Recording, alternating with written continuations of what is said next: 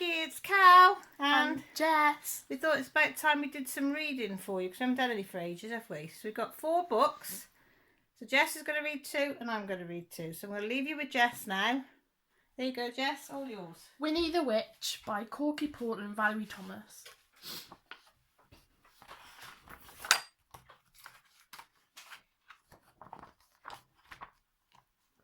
Winnie the Witch lived in a black house in the forest. The house was black on the outside and black on the inside. The carpets were black, the chairs were black, the bed was black, and it had black sheets and black blankets. Even the bath was black. Winnie lived in her black house with her cat, Wilbur. He was black too, and that is how the trouble began.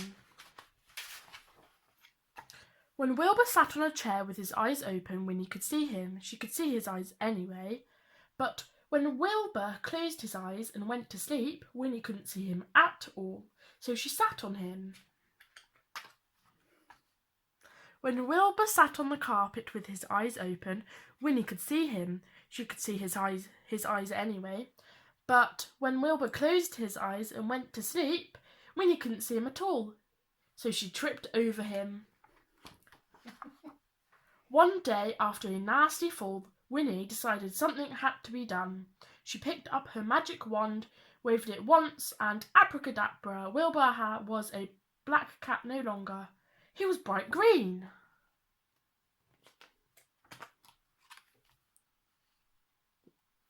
Now, when Wilbur slept on a chair, Winnie could see him. When Wilbur slept on the floor, Winnie could see him. And she could see him when he slept on the bed. But Wilbur was not allowed to sleep on the bed. So Winnie put him outside in the grass. Winnie came hurrying outside, tripped over Wilbur, turned 3 somersaults and fell into a rose bush.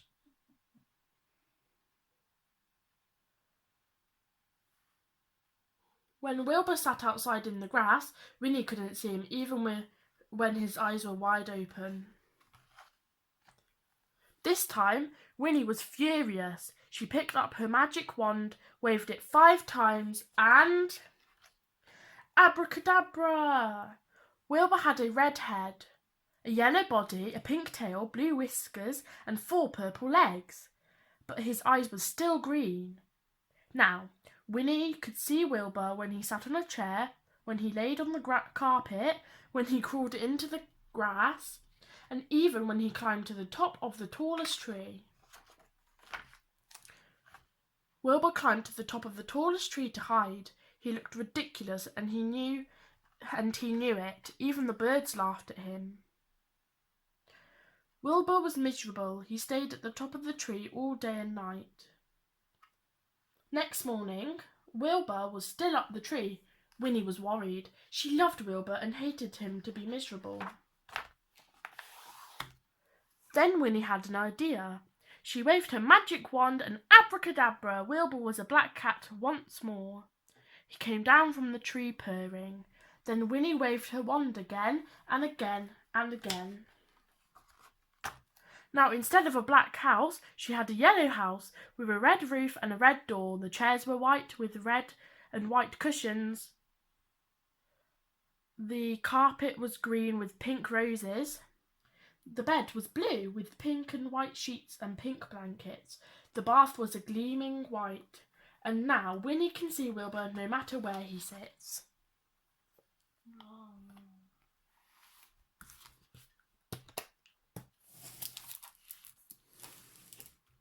You going to do the second one? Yeah. Just how they do the second one. This is the second one. Yay, my favourite. Elmer and the Wind, David McKee.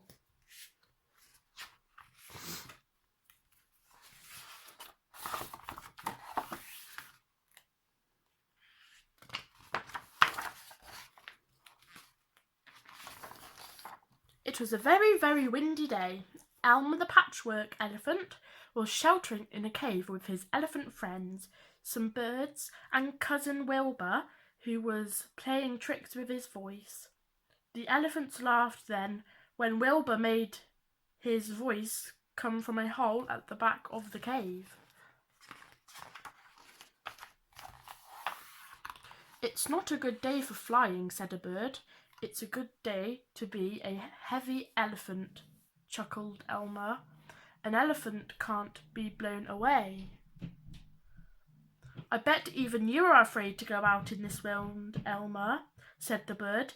Afraid, said Elmer. Watch this then. Come on, Wilbur. Come back, don't be silly, called the elephants. But Elmer and Wilbur had already gone out into the wind.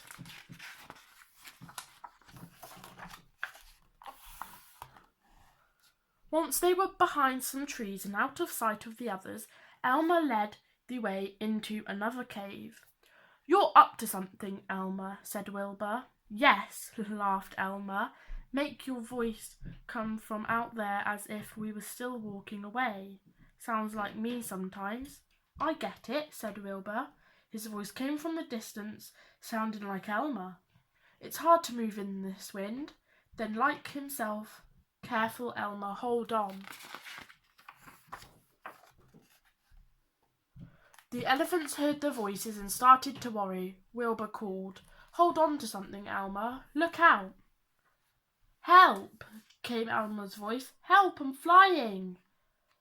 Wilbur called, Elmer, come back. Elmer, oh, help, help. Elmer's being blown away. We must help, said an elephant. If you go out, you'll be blown away too, said a bird. Form a chain, trunks holding tails, said another elephant.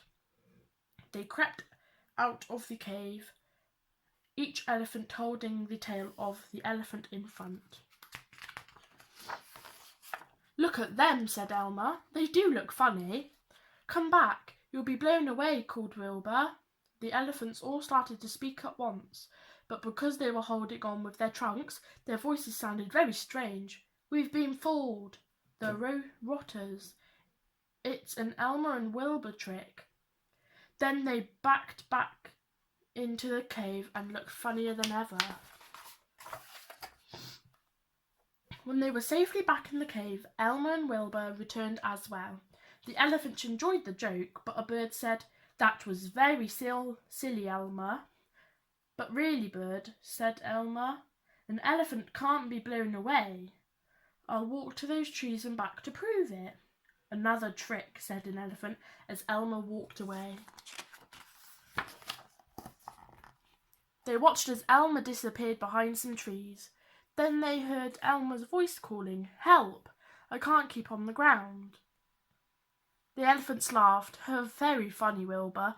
The voice came again, Help! I'm flying! The elephants laughed louder than ever. It's not me this time, said Wilbur. Look, said a bird. It isn't Wilbur. The elephants stared. There was Elmer above the trees. What's he doing up there? Gasped an elephant. It's called flying, said a bird. Poor Elmer, said an elephant. It's my ears, thought Elmer. They're acting as wings. Wilbur and the others seemed very small as he flew away. This is really quite fun, thought Elmer after a while. He could see the other animals sheltering from the wind. They started to see an elephant fly by. It's Elmer, said a lion. I expect he's up to another of his tricks. At last, the wind dropped and Elmer landed. Oh dear, he thought, it's going to be a long walk home. It serves me right for being so silly. When the wind stopped, the birds flew off to find Elmer and help guide him home. When at last the elephants saw the birds flying above the trees, they knew that Elmer was near. They rushed to meet him to hear about his adventure. You were wrong, Elmer, said the bird. An elephant can be blown away. You were wrong too, bird, laughed Elmer. It was a lovely day for flying. The end. Oh, that was nice, wasn't it, Jessie? Did you enjoy reading them to Maggie? Yeah. So what do you want to say to Maggie? Bye. Hope you enjoyed them. Me now, Maggie, reading to you. and I'm going to read Grace Goes on a Plane. And this is by Lynn Gibbs and illustrated by Michael Peterkin. And I've got telly on there, haven't I? This is Grace. She's going away tomorrow with her family. She's scared because she's never flown in a plane before. It's nothing, said her friend Louise. Anyway, you'll be too busy packing your suitcase to worry about flying. Wonder what she puts in her suitcase. Flip-flops, glasses, socks, skirt, bathing costume, some shorts, a dolly maybe. Louise was right, because for the rest of the day, Grace was kept so busy helping to pack her clothes. She didn't have time to worry. But as she lay in bed that night, Grace could feel her tummy turning over and over as she thought about flying high up in the air. There's a plane there, isn't there? Next morning, Grace forgot all about flying as she helped her father. Do we have the tickets and passports? He asked. Check, said Grace, ticking it off the list. And in no time at all, the moment had arrived to leave for the airport. Picking up her backpack and doll, Grace raced out to the waiting taxi. In the back of the taxi, Grace was having fun, playing games with her brother Sam. As the taxi got close to the airport, they heard a loud noise overhead. Look, it's a plane! A huge, whooshing, noisy plane! Gasped Grace.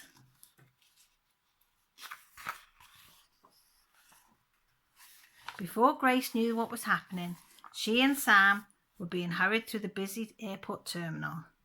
This is exciting, said Grace. As Grace and her family... Where did we go? Sorry, the light went out then. As Grace and her family waited to check in their luggage, they saw a famous pop star.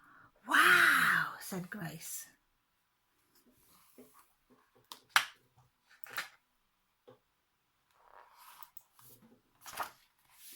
After going through customs, Grace and her family went into the airport shop. Her father bought Grace and Sam a book each to read during the flight. Thank you, said Grace. At last, Grace heard the flight number being called. Oh no, said Grace, feeling scared again, as her mother took her hand and led her through the boarding gate. Out of the window, Grace could see the plane waiting for them. This is it, she whispered to the doll. We'll soon be flying in that. Welcome aboard, said a kind stewardess as Grace climbed into the plane. Please take your seats and make yourself comfortable. Thank you, said Grace. Looking out of the window, Grace could see the ground below. It looked very high up here, and we haven't even taken off, she sighed. Grace held tightly onto her father's hand when the stewardess said, We will soon be taking off. Please fasten your seatbelts.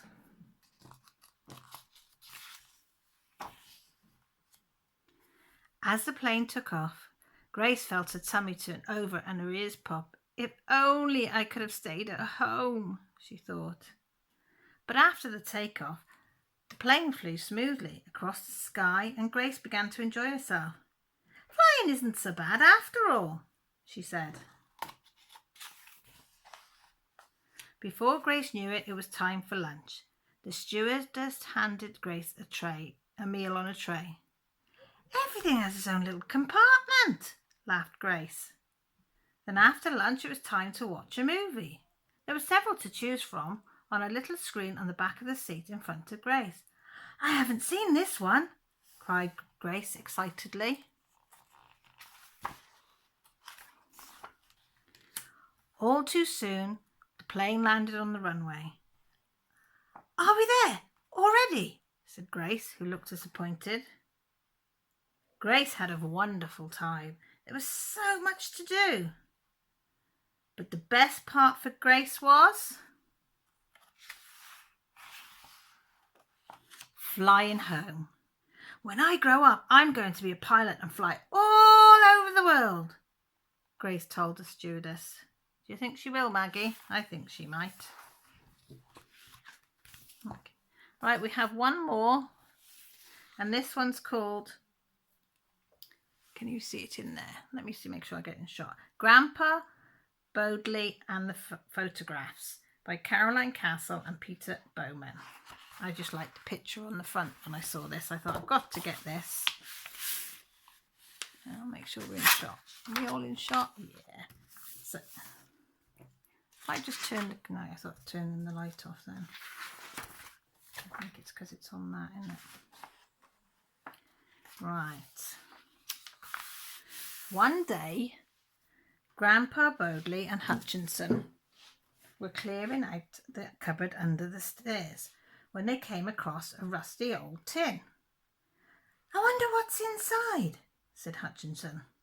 Let's open it, said Grandpa. Then we'll find out. Grandpa held firmly onto the back of the tin while Hutchinson pulled at the lid. It snapped open with a ping. A ghostly bear loomed out to them from the dark box. Oh! Screamed Hutchinson, jumping back in fright. Silly, laughed Grandpa. It's only a photograph. He looks scared, doesn't he? Hutchinson and Grandpa Bodley looked at the photograph. The big teddy face seemed to be staring straight at them. Bodley put on his glasses and studied it carefully. There was something familiar about this strange bear. Yes, he said. Those ears, that nose, that particular way of smiling. Yes, it's your great-granddad Dunton, when he was a young bear. It's a self-portrait. There he is.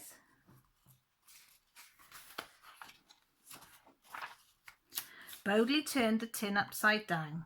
A great shower of photographs flew out, and soon there were bears all over the floor. Do you know something? Said Grandpa in a whisper. I do. We believe we found Great-Grandad Dunton's famous photograph collection. A lot of photos. With mounting excitement, the two bears collected the photographs and carried them to the kitchen table. Well, what did I say? Said Grandad Bodley, picking up the first, and here he is again, on his wedding day. Hutchinson saw a very smart bear in a funny long coat with a flower in his buttonhole. When was that? He asked. Oh, years and years ago, said Bodley, before he got all crinkly and lost his fur. Hutchinson pulled another one out from the middle of the pile. It was of a small bear in a smart school uniform, looking very prim and stiff. Why, that's me, explained Grandpa Bodley. On my first day at big school, I was scared half to death. They were very strict in those days, so you had to watch out. You don't look very comfortable, said Hutchinson. Grandpa laughed. I wasn't, he said, rubbing his neck. I hated my school uniform. I can still feel that scratchy collar to this day. Who's this Teddy? Asked Hutchinson, picking up another photograph. It was a fuzzy snapshot of a pretty young bear reading a book. Oh, my goodness me, said Grandpa. It's Grandma Bodley. When I first met her, I gave her that book for her birthday. Well, where's Grandma Bodley now? Asked Hutchinson. Why isn't she here? Grandpa's eyes misted open. He said, there's a thing. For a moment he looked very sad. Then he smiled and sniffed into his hanky. I think I've got a cold coming on, he said. The next photo was a bit blurry. Hutchinson held it up to the window. Grandpa took a deep breath. The coronation of Queen Elizabeth II, he said. I drove the whole family to London in my new motor car. We all dressed up for the occasion. Great-Grandad was getting on a bit by then and needed a walking stick. It really was a beautiful picture, with the young queen waving to the crowd in a golden carriage. Hey, said Hutchinson, she looks as if she's waving straight at Grandma Bodley. I wouldn't be surprised if she was, laughed Grandpa. Grandma fought her way to the front and nearly wore herself out, cheering and waving.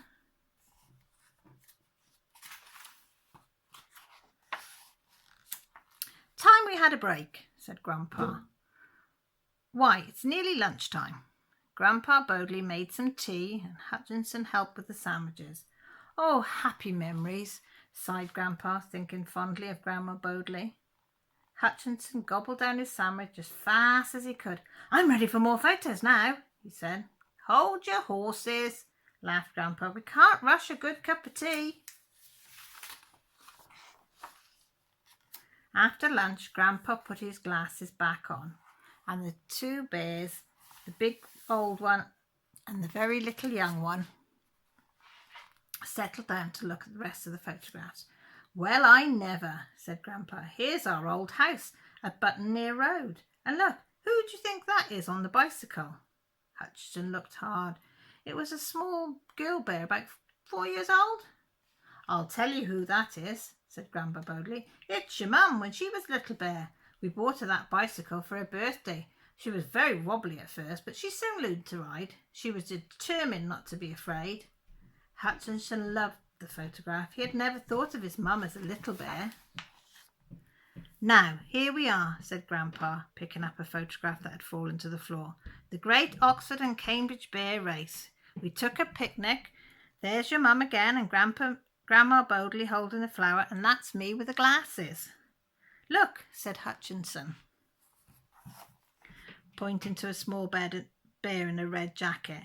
He's taken the last piece of cake while no one's looking. Ah, said Bodley, it's my dreadful nephew Hamish. He was spoiled to death and greedy with it. You know, I was all wondering how that cake disappeared so quickly. You can just see him there, can't you, grabbing the cake?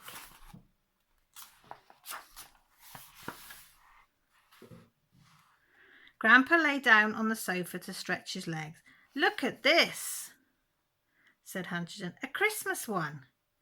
Grandpa adjusted his glasses, peered closely, then laughed and laughed. It was the Christmas time and the whole family was gathered around the tree. I remember this as if it was yesterday, he said.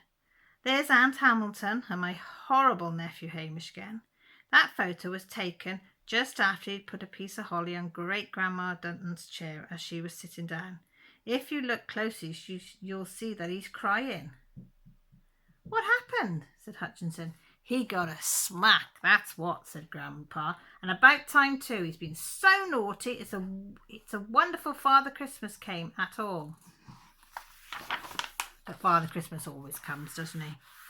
Hutchinson pounced on the next photograph with a shriek. I know who these are, he cried. It's Mum and Dad. That's right, said Bodley. It was taken just before their wedding. There was so much love that they hardly noticed anyone else. Great-Grandad Dutton was very old by then, 97 at least. He died the next year, dear old thing. Hutchinson felt rather sad. But at least he left these photographs, he said, to remember him by. They were nearing the end of the pile, and Grandpa didn't say, but Hutchinson could tell he was getting tired. He was always rubbing his eyes when he felt sleepy. And Hutchinson sat warm and tight on Grandpa's lap until the sun went down and the old bear was asleep. The end. I hope you liked our stories, Maggie. Sorry it's been so long, sweetie. But you know we all love you. You take care. Give our love to your mum and dad and your brother and your sister and Daisy and Killam. Love you. Bye.